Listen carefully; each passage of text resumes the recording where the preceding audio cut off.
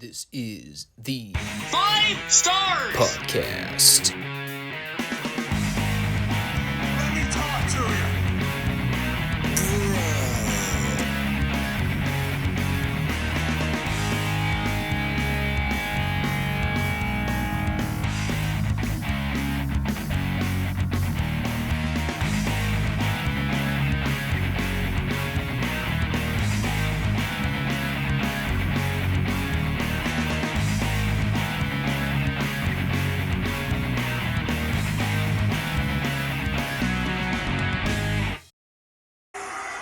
What do you guys want to talk about? Well, you're about to get your WWE fix for the week. If you all think I'm here to just crap on AEW's product every week, never fear. There's always room to return the favor. No, I'm just kidding. SmackDown wasn't that bad. Retro Raw from 1993 was kind of all over the map, but we'll talk about that shortly. Didn't really have a cold open plan like I did for the Friday show.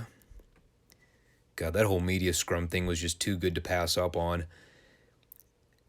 I knew that thing was going to be gold the minute Punk sat down at the booth and started chomping on muffins. That dude knows how to push the right buttons on all accounts. I love it.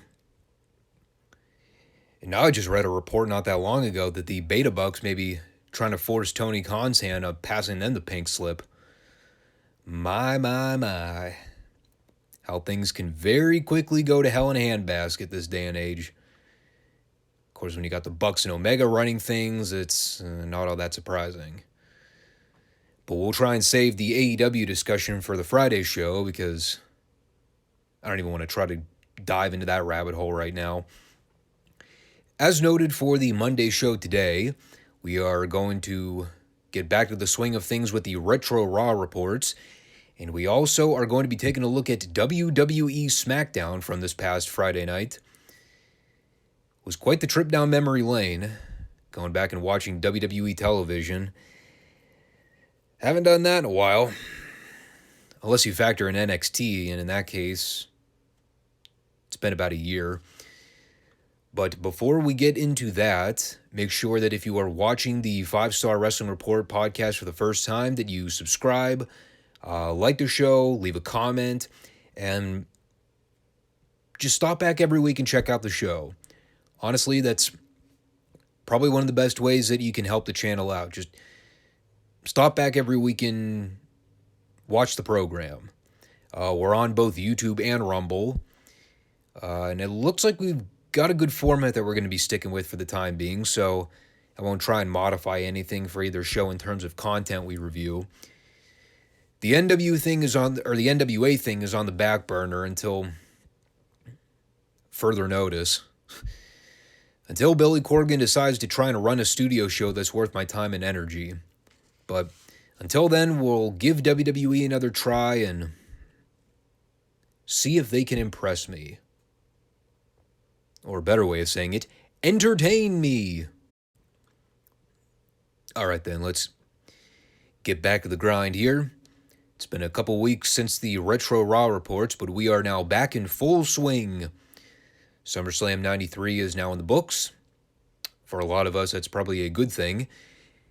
And we are now on the road to, well, I guess Survivor Series is their next Big Four event. Before you know it, we'll be into Royal Rumble WrestleMania season. But tonight's featured main event was the Tag Team Title Showdown between the Steiner Brothers and the Quebecers, who I don't think we've actually seen on Raw yet. We've seen Johnny Polo, but we haven't seen any on-screen appearances from Jacques Rougeau and or Carl Ouellet. So how these guys qualified for a tag team title match, I'm not entirely sure. But to open things up, we had Vince McMahon alongside Bobby Heenan and the Macho Man, of course. And he ran down the rules and regulations of the tag team title match. It is a Quebec province rules match, wherein we have the following steps. Titles can switch hands on a disqualification. Titles can switch hands on a countout. Pile drivers are illegal. And offensive moves off the top rope or throwing an opponent over the top rope is grounds for disqualification. So in other words, anything to possibly fuck the babyface over at all costs. And again, I have to revert back to my if this were real / smart mark fan analysis. But how did they get Jack Tunney to sign off on booking this match? I'm just asking. And we immediately dived into that match, but I did take note very briefly here. Normally with these Raw openings, they'll have the big siren effect going on while the people are all screaming and cheering. It's usually ear-splitting enough. But this week, someone decided to also blast an air horn in the building over top of the siren and the crowd screaming. And even Vince turned over his shoulder at one point, probably saying to himself, Jesus Christ, can someone just please shut that fucker up? And even on top of all the loud, obnoxious noise going on, when I look back years after the fact, I think I'd still rather listen to all of that than the Mounties WWF theme music. Good God, I forgot how wretched that shit was. Horrible music. Didn't take all that long, though, for me to remember how good of a worker Jacques Rougeau was. That guy could move. Yeah, that's not to say he was like a Bam Bam Bigelow size or anything, but, I mean, he was far from a lightweight. He was good, 250 pounds, maybe 260? Definitely at least 6'2". Hell of an athlete, though. And, we'll break some things down here as we go, but this is a pretty fun tag match overall. I did enjoy the moment in this match where Bobby made a valid claim about an illegal tag with the Steiners where Scott did not tag Rick over the top rope. And Vince tried to rationalize this by saying, well, that doesn't count in a Quebec rules match. So apparently tags are also completely subjective in this kind of match. Maybe would have been good to know that when they threw up the graphic for the rules. They also had a great pitch to commercial break, and this is what they came up with. Rick teases the pile driver on Jacques, but Scotty talks him out of it. So Rick lets go of the hold, and then he just decks Jacques with a standing clothesline. And I guess the cliffhanger was, will the Steiner brothers be stupid baby faces and get themselves intentionally disqualified by using a pile driver during the commercial break? Well, you'd be shocked to know they didn't use the pile driver. And I think when they came back from their first break, this is where we saw Johnny Polo actually come out, basically aligning himself with the Quebecers right then and there. I did note his phenomenal jersey he had on that read, and I quote, "We're the Quebecers, Jacques and Pierre," and underneath it read, "And I'm Johnny." Fabulous wording. Vince also had a fantastic line. I don't even know if he meant for this to come off as funny, but it did. There's a deal where they cut to show Johnny Polo on the floor, and obviously he's carrying the hockey stick with him. Because, Canadians love their hockey. And when Bobby comments on him holding the hockey stick, Vince interjects with, "No, he's a hockey puck." And I don't know why I thought this was so funny, but I cracked when I heard that. And that was followed with another phenomenal commercial pitch where after Rick drops Olette off the top rope and goes for the pin, Jacques tries to run in to break up the fall, only for Rick to move out of the way so that Jacques accidentally connected the elbow to his own partner. And that is when Johnny Polo proceeds to pull both guys out to the floor for a team huddle, wherein they proceed to walk all the way up the aisleway, presumably through the curtain, and that was how they faded to commercial. And when they came back, both teams were just back in the ring wrestling again. Not really sure where that team huddle took place, but somehow they were able to beat the 10 count during the break. But they come back, and the heels are mostly double-teaming Scotty at this point. They're doing the deal where they lure Rick into the ring so that Earl could hold him back, and all the while they'll do illegal double team moves on Scott behind his back because they are dastardly little pricks. But you eventually had Rick get the hot tag and start running wild at the end. And finally things broke down with all four guys. You had Polo get on the apron and try to run a distraction on Rick, but he ended up getting knocked off the apron. However, Polo was able to feed the hockey stick in the ring for his boys. But before Jacques could hit Scott with the hockey stick, he blocked it, and Scott grabbed the stick, and getting wrapped up in all these heels' bullshit for the entirety of the match, Scott lost his sense of rationality, and he started teeing off on Jacques with the hockey stick. And as per the rules of the Quebec province match, DQs for the babyface champions can result in automatic title changes. So those no good Quebecers pulled a fast one over on the Steiner brothers here. To quote the great Ron the Truth Killings, the Steiners just got. Like I said, overall pretty good stuff. Both teams kind of got blown up there toward the end, and there were some miscommunication spots in there when the heels were working over Scott 2-on-1. But yeah, they pulled together a really cool finishing sequence and kept the crowd invested. The out of the blue title switch was strange. I know the Steiners end up leaving the WWF sometime in mid-94, like right before they showed back up in WCW, but it's weird how quick they were to take the belts off of them right after that fantastic match with the Heavenly Bodies. Like, I know their exit from WWF was rather quiet, and I mean, as we all know, their relationship with Vince was, well, let's just say they didn't see eye to eye on a lot of things. But yeah, this is odd. The timing of the title switch. So that was followed with Mr. Perfect squashing Tony DeVito in a rather comedic segment. Notable for two things. The spot in the match where DeVito tried to hightail it to the back through the entry curtain, and Perfect proceeded to give chase, and as they both disappeared into Gorilla, the camera filmed the curtain for a solid 10 seconds before Perfect came back out with DeVito by the scruff of the neck. It was kind of ironic how the cameras never actually used to follow the guys to the back at this point in the business. Like, if anyone disappeared behind the curtain in 1993, they may as well have gone to Oz, and we never would have known. There were also several older teens in the front row that were really giving Hennig a hard time here. We had chants of "Perfect sucks" and "We want Sean," which in 1993 I could actually buy because this was still before Vince tried to force feed Sean down everyone's throat as a top babyface, so he did have fans. But just give it a few years until they finally gave Sean the belt. Those dudes ate their words big time. Following that, they aired the exclusive pay-per-view footage with Ludwig Borga confronting Lex Luger in the locker room after the title match. And we didn't really cover that segment extensively on the pay-per-view report. Really wasn't much to it. Borga walked in, he got in Luger's face and told him that he represents everything he hates about America, and if he steps in the ring with him, he will crush him.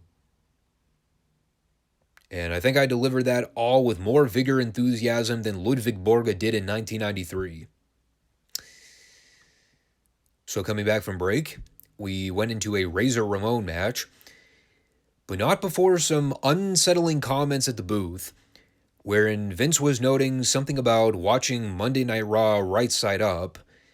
I think because he saw the sign that the Raw girl was carrying was upside down from the back. So Macho Man decided to interject with the following statement, and I fucking quote, "I'll take it upside down." Yeah, that made air. And Razor was set to wrestle the Masked Executioner here. And that's not a rib, that was his ring name. The Executioner, who I think was just Dwayne Gill under a hood. And mostly the announcers were talking about IRS here, so apparently that feud is still going. No worry, though. They definitely have some big things in store for Razor headed into 94. But Razor went over with a second row belly to back drop, which he then followed by giving the Razor's edge to poor Dwayne Gill for good measure, much to the enjoyment of the fans. Really nothing else to the segment. And I guess because they were not done torturing my ears enough on this program, we then had Vince bring the Quebecers back out for an interview, which then meant that I had to hear that god-awful music for a second time in one sitting. You know, I've never had to deal with Chinese water torture before, but it's got to be at least somewhat more tolerable than listening to the goddamn Quebecers music. But, well, these guys just won the tag straps earlier, so they're yucking it up in the ring like great heels would. And, of course, Johnny Polo is animated and peachy as all get out.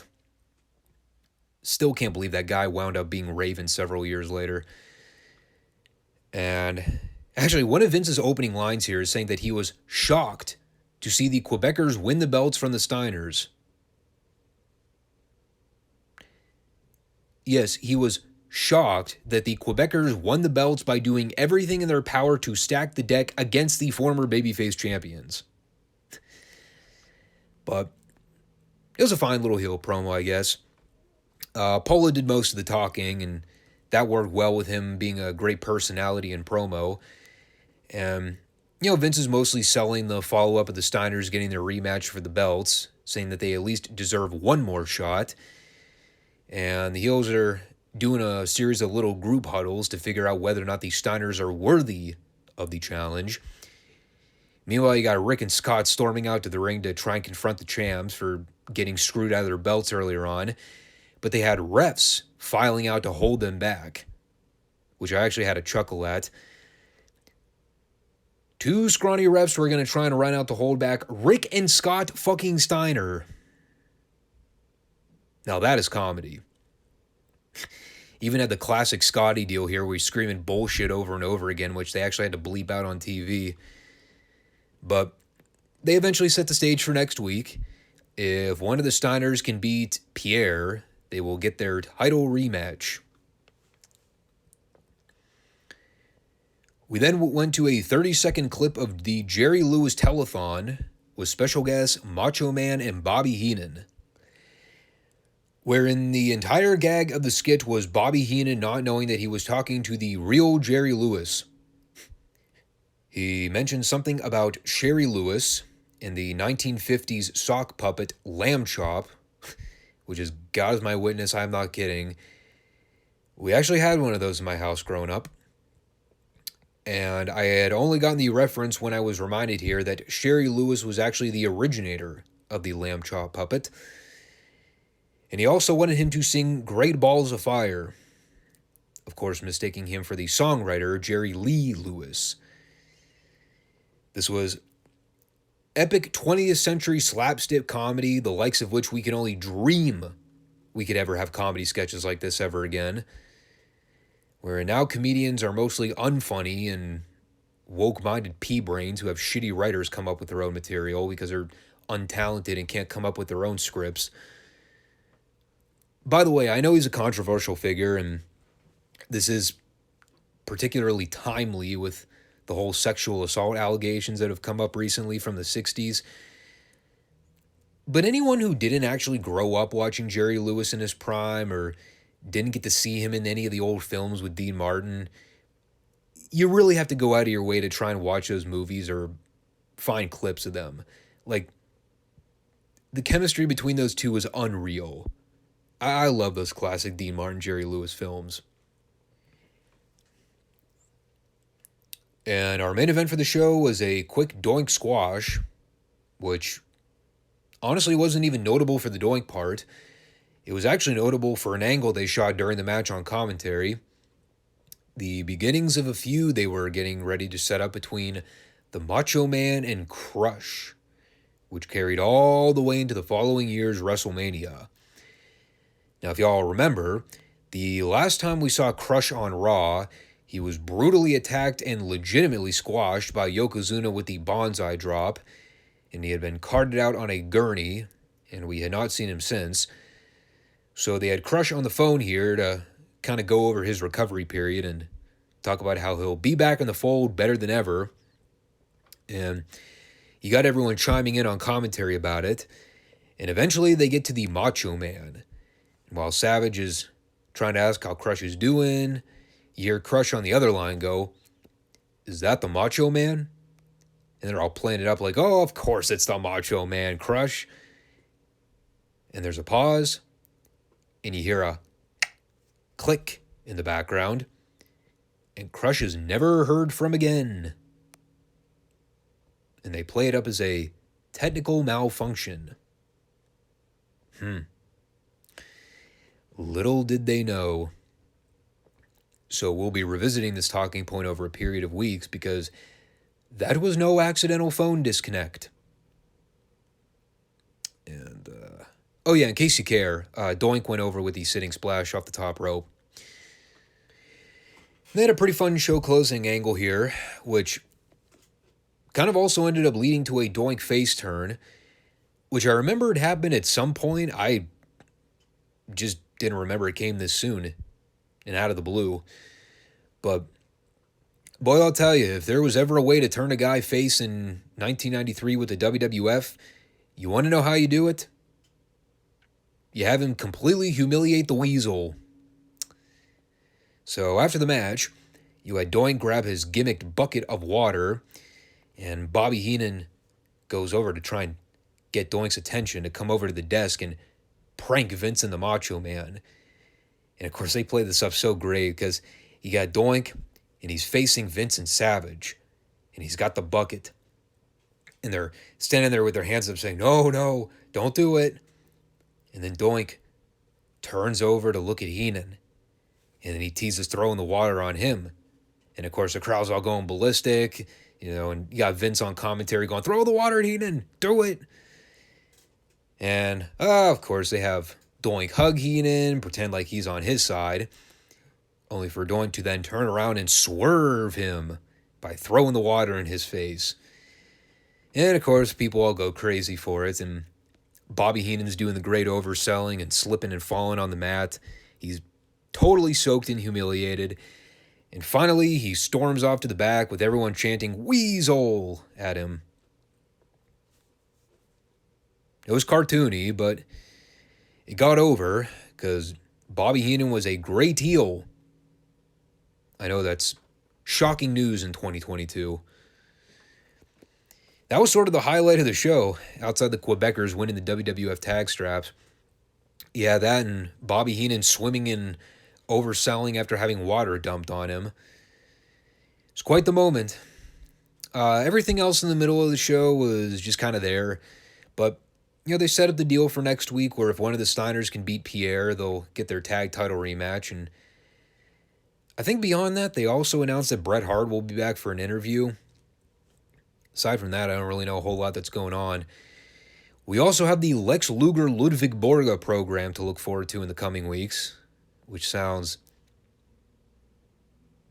glorious. All right, then. SmackDown.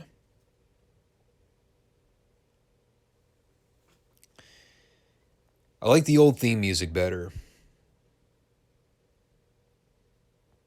That is it. That is my entire SmackDown review. Good night, everybody. Don't forget to tip the waiter. Nah, I'm just ribbing. So, with this being the first SmackDown review we've done on this channel, I believe it is. I don't think I've reviewed SmackDown on any of the older videos.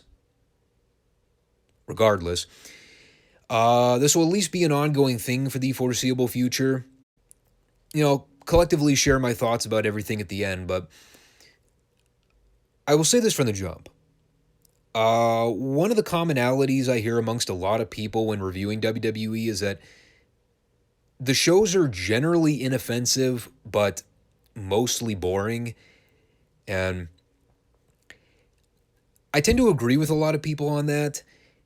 It's definitely not train wreck level bad like AEW is most weeks, but it is a different kind of bad. But with Vince being out of the picture now, people have been slightly more hopeful for Raw and SmackDown's direction, at least creatively. And there's still plenty of work that needs to be done, especially after having watched this show. But I'll tell you one thing out of the gate. When I compare this show to some of the ones I watched back in 2014, 2015, 2016, when Raw was just unbearable to watch most weeks, and you see the same motherfuckers wrestling each other week in, week out in the same matches over and over again, this was undoubtedly a step up. Was it a great show or even a particularly good show overall? No, probably not. But there was enough good stuff on it where it didn't feel like a complete waste of 2 hours. So, I'll give it that. It's probably going to take me a little while to warm up on things. I mean, I spend most of the show just trying to reacquaint myself with some of these people that I haven't seen in a while, or in some cases, trying to decipher all the names and the gimmick changes for a lot of these guys. God, there's so many name changes, it's not even funny. So, I guess I should throw that out there from the beginning. I do apologize here if I end up mistaking guys' names or calling them by their old ring names. I mean, it's going to take me a while to get on board with everything again, but I'll do my best. I'm already old and senile to begin with, so the brain rot won't help my memory in any way. But they open everything with recapping the Clash at the Castle main event with Roman and Drew. And I'm sure most of you watching have already seen that show, but in case you didn't, aside from them beating Drew flatter than a hooker's ass, they also debuted Solo Sikoa at the end by having him come in to cost Drew the belt.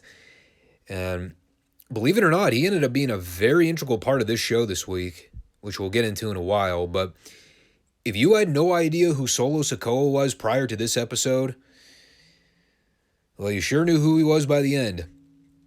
They gave that guy the Brock Lesnar treatment here. From there, though, we went into one of my favorite modern wrestling tropes. A multi-man tag match. Because we never get enough of those on the other channel. For this one, it is all members of the Brawling Brutes.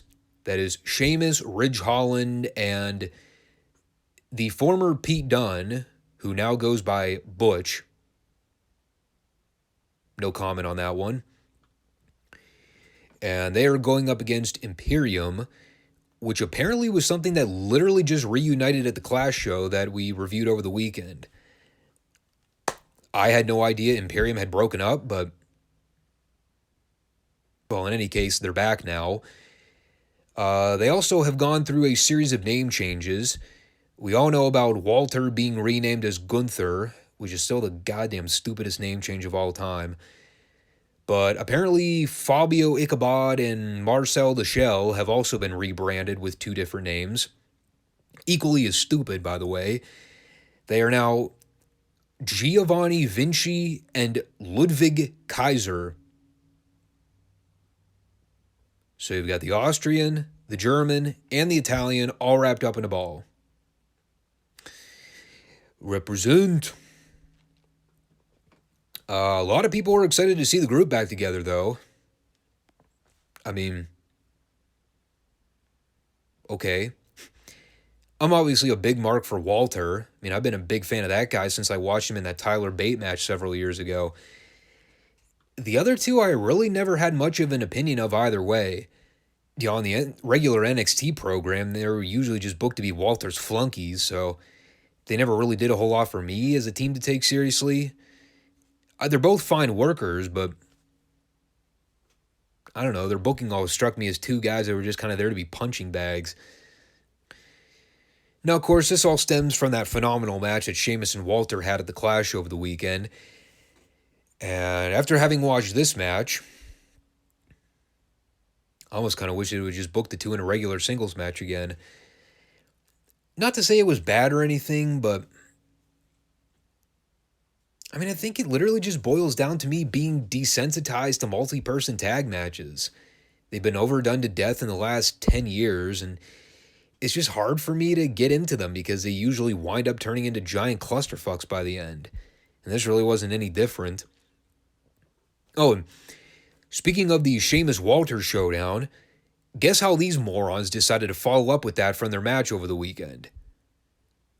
Well, they had Sheamus blind tag Butch so that he could get in the ring with Walter. The fans are all going ballistic to see them go ham on one another. And as they go to do the big standoff, what do? They cut to commercial. And when they came back from commercial, were Sheamus and Walter still going at it in the ring? No, they were back on the apron. Fuck you. So they spent most of the match gaining heat on the Brutes to the next break. At least I think the Brawling Brutes were baby faces. I'm still not entirely sure. Imperium were definitely heels, so I guess the Brutes were faces by default. But the entire story of the match was built around milking the hell out of the Sheamus-Walter interaction, which they really only went to the well with maybe once or twice during the whole match. The best part of the whole thing was the series of 20-something blows to the chest that Sheamus gave to Kaiser on the apron. And I'll say this real too quick about Sheamus. I didn't know how the people were going to respond to him over back in the States, especially coming out of that great match he had with Walter in the UK. I was wondering whether or not it was going to be a one-time thing where Sheamus would be over like God in the UK, and when they came back to the States, he was just going to be bland, ordinary Sheamus. But, he was still getting some pretty big face pops in this match, especially during the comeback at the end. The people stayed with him. So, he definitely won the people over. On the subject of Kaiser, too, I guess I should bring this up. He took a really bad bump from Holland off a back body drop at one point where Holland really butchered the overhead throw and essentially dumped Kaiser on his left knee. And he came up selling it pretty intently, but he was able to pull through the rest of the match, so hopefully it wasn't anything serious. Of course, I always say that, and it ends up being way worse. The finish kind of surprised me. I didn't expect Kaiser and Vinci to get the pin on Holland, especially when Sheamus literally just did a job to Walter at the pay-per-view. Kind of figured maybe it would have been smarter to give Sheamus a win back to set up the rematch with him and Walter, if that's even the direction they're going, who even knows. You got the lackeys right there to take the fall anyway, so why not? But that was that. Here's what I'll say about WWE multi-mans to kind of put a bow on that whole talking point. Even if these matches don't really do anything for me personally, I could probably go the rest of my life not ever having to see another one. At least WWE's six-mans have a form of coherency to them. At least they save the breakdown pandemonium spot for the end so that it actually plays into the finish. And I get the idea of wanting to book one here, so that way you keep the Sheamus-Walter program going without having them get too physically involved.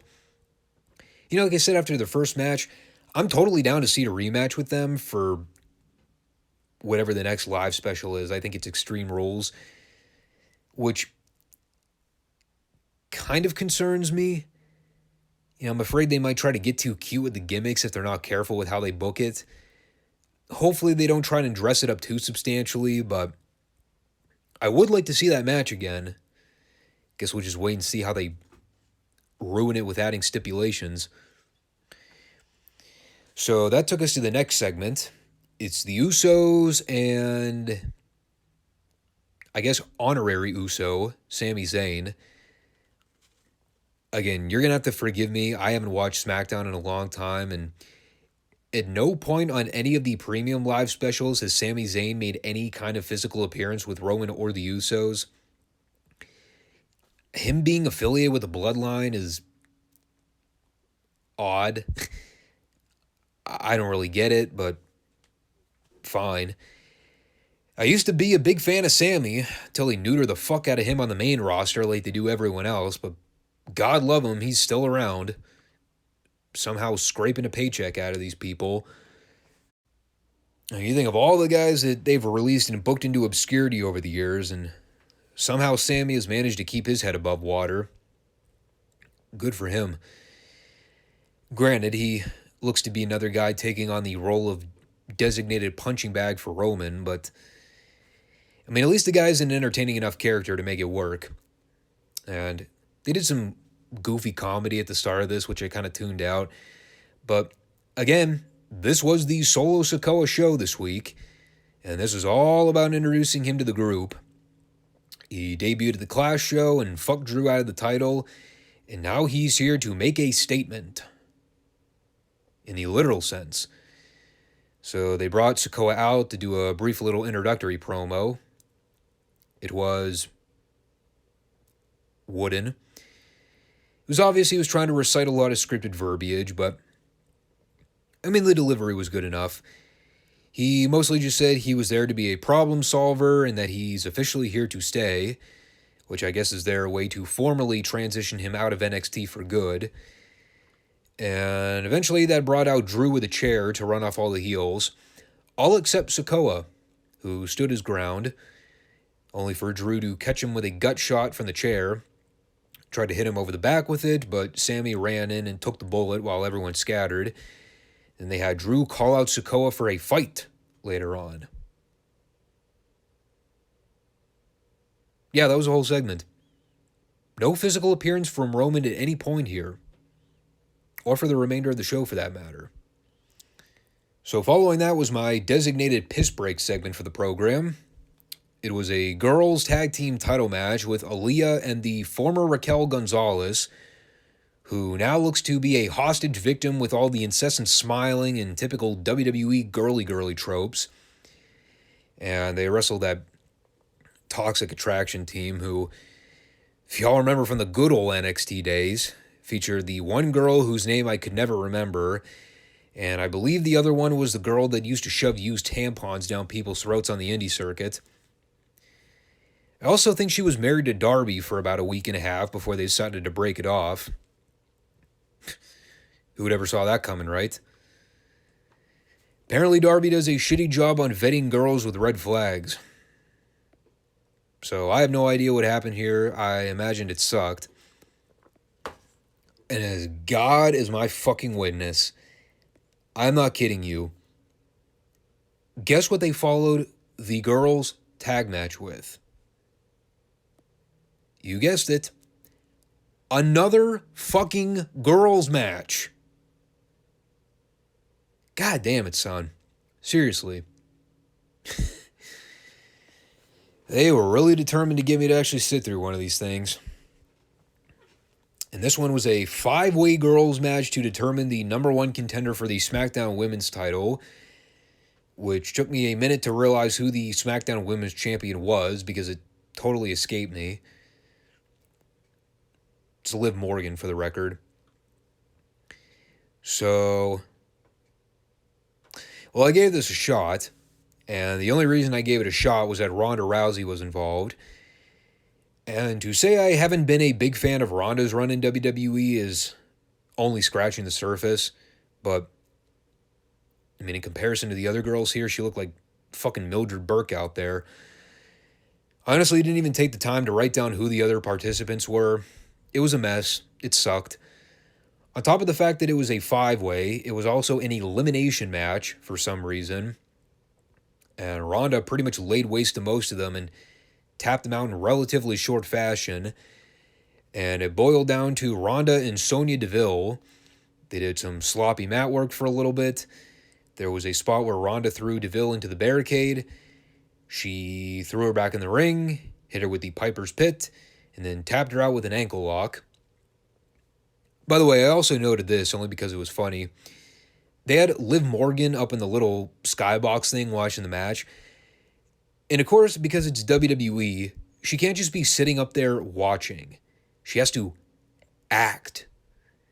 So, of course, she has her women's belt conveniently rotated toward the camera so that it captures the full thing. And every time they put the camera on her to react to something, she's either smiling, or she's nodding her head, or she's biting her lip and raising an eyebrow.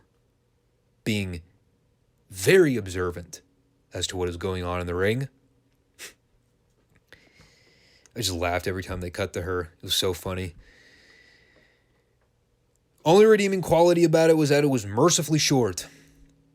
It was still ungodly wretched for the time it got, but I will take an in-and-out procedure over trying to give it 15 to 20. If the goal was to make Ronda the female Goldberg here, mission accomplished. On the other hand, if it was designed to showcase how great WWE's female roster is on the Blue brand, epic failure. But oh my God. As bad as that women's five-way was, my God, dude. This next segment, where to even begin with this catastrophe? Well, actually, I know exactly where to begin. Eli Drake. What have they done to my poor boy Eli Drake?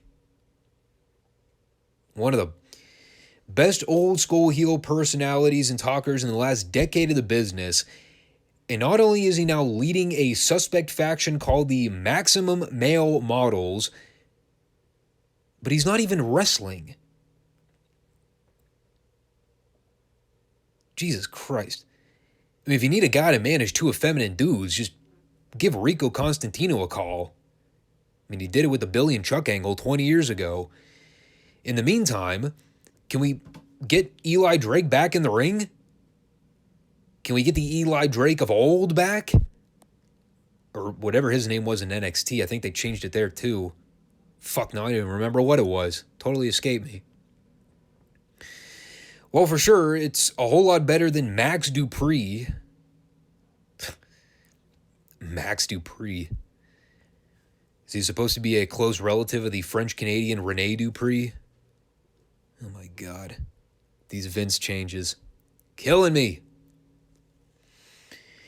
So the match was Los Lotharios and the MMM versus the Street Profits and Hit Row, of which the only team that I recognized on first sighting was the Street Profits, who last we saw, I believe, were wrestling the Usos for the tag team titles on pay-per-view, and were actually getting relatively big babyface pops. Now they are a team amidst a sea of undercard comedy teams. Los Lotharios was Humberto Carrillo and Angel Garza. Garza, who I was also a big fan of in NXT at one point, when they were doing the whole cruiserweight thing with him and Leo Rush and a couple of the other guys. And the rest is history. The Maximum Male Models, I believe all they did was take Mansoor and Dio Madden and saddle them with whatever the fuck this gimmick is. It's Death TV is what it is. And Hit Row. God, I feel like I need another hour to talk about that group. The way I heard it was that the situation started with B-Fab getting fired a long time ago. And then after Top Dollar tried to confront Vince about the situation, fast forward a day or two later, entire group got the axe. Including poor Ashante the Adonis, who was just a poor innocent bystander in the whole thing. But I guess the story goes that Hunter hired them back, so I don't know, whatever that whole melodrama was, apparently is resolved now. I honestly couldn't recall a single match from Hit Row I've seen in my life. I remember them from NXT very vividly because there were several times where they would come out to do rap segments on the show, and I mean, even if I'm not a fan of rap per se, like the people always seem to be into them. But the key here is that I don't explicitly remember them having any standout matches in NXT. And after watching them perform here, I think I now know why we didn't see them wrestle that often. They are no good. God, this was a total mess. I mean, a good chunk of it happened during the commercial break, so maybe that was for the better. All I remember here is that they did a deal where everyone hit dives out to the floor, because that's what everyone does now. Everyone just does dives. Top Dollar teased that he was going to do a dive, but the eye candy for the Maximum Male Models got on the apron to stop him. I think they said her name was Maxine. So BFAP, or whatever her name is, she yanked her down. Somehow Eli Drake got involved, but ended up getting kicked in the head. And then Top Dollar and Ashante hit a sloppy double team move on one of the models and pinned him. Grading on a scale, I would probably give it a dud, but because of the fact that I had to endure a maximum male models match for the first time in my life, I'm going to knock this down a peg and give it -3.25 stars.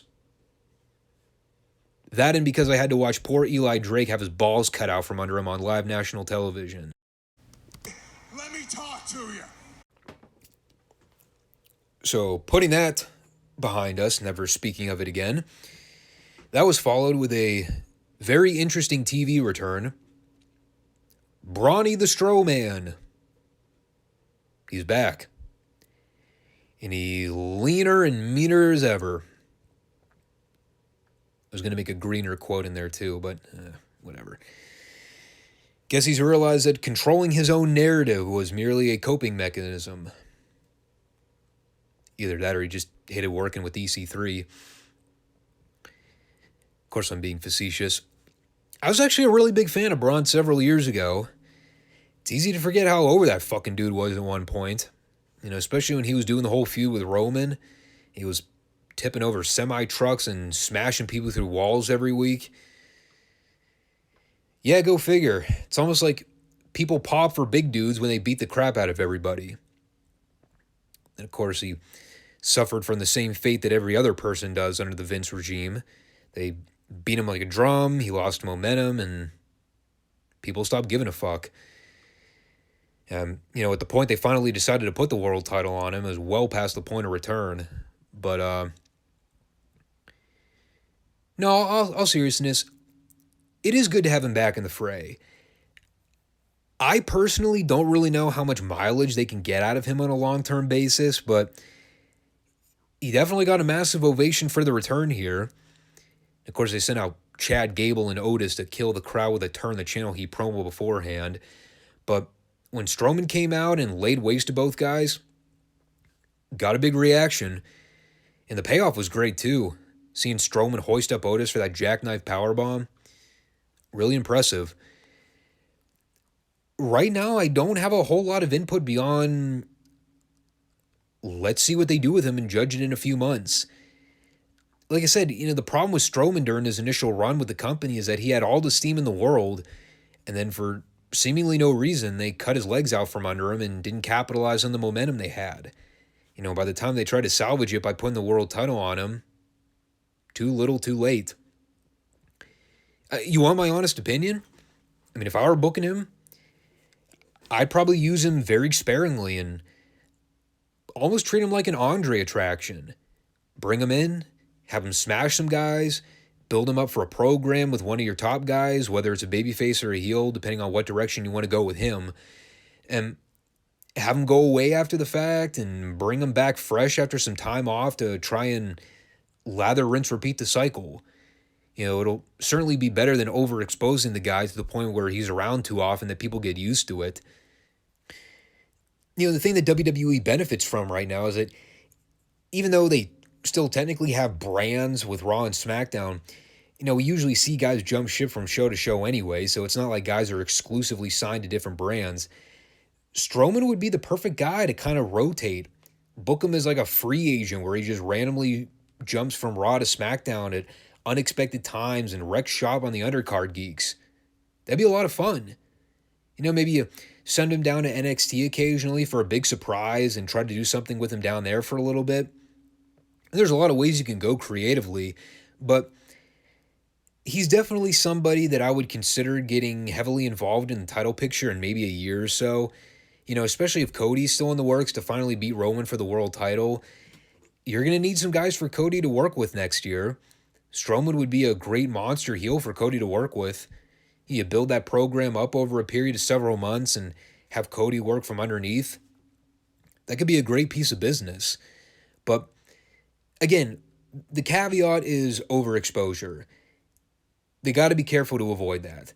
Because once you start getting in the habit of seeing Strowman every week on the show, he starts to feel less and less like an attraction. And there aren't too many guys you can really do that with to begin with in WWE. So I'm very intrigued to see how Hunter goes about booking Strowman in comparison to how Vince did once upon a time.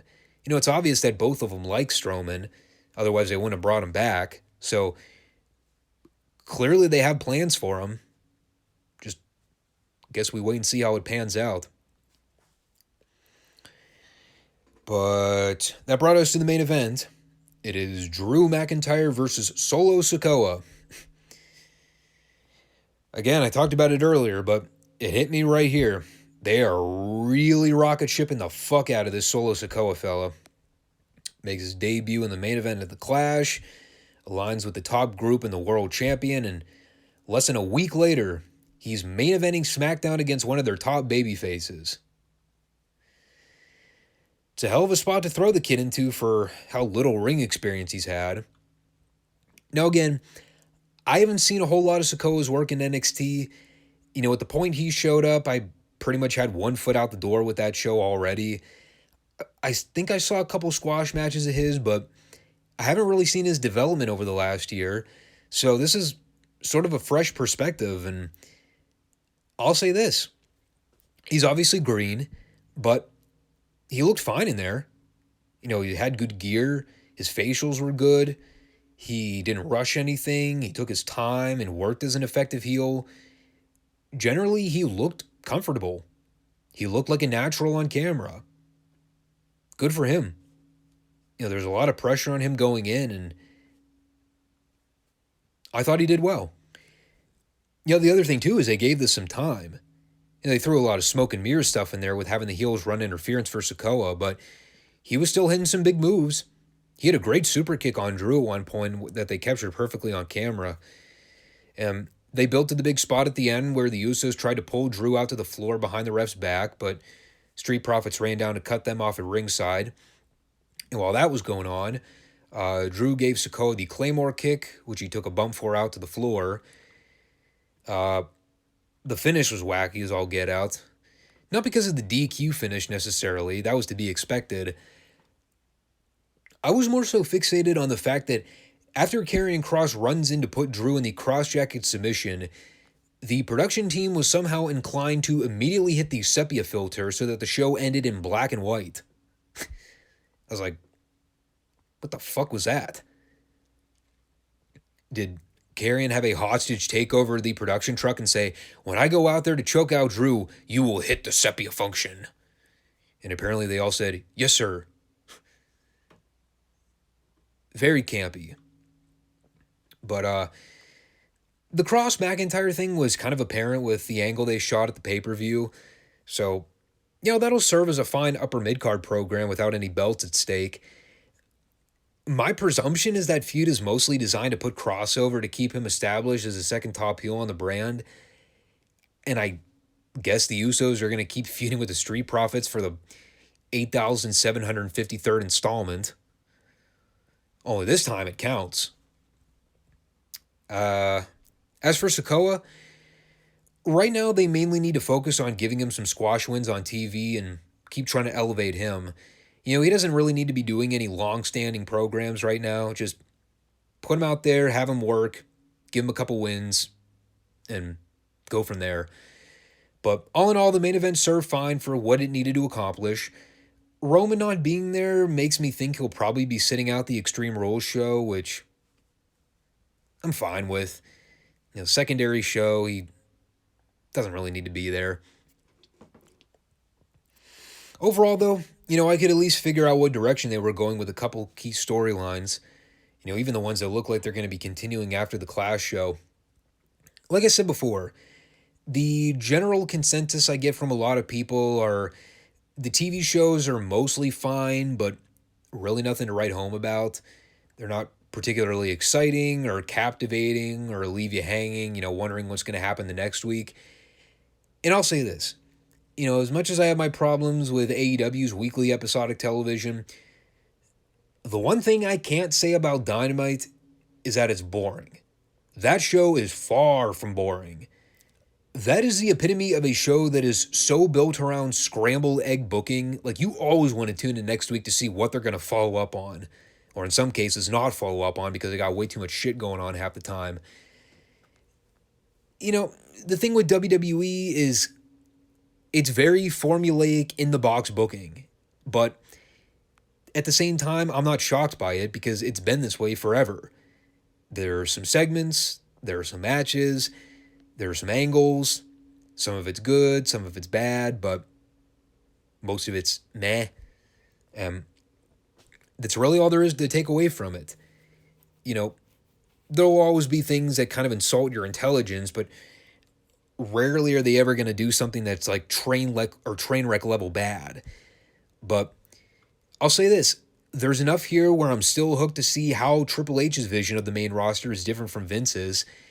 You know, at least I know with Hunter, he won't drop things unexpectedly or unexplainably go in different directions because he gets bored or forgets what he booked the previous week.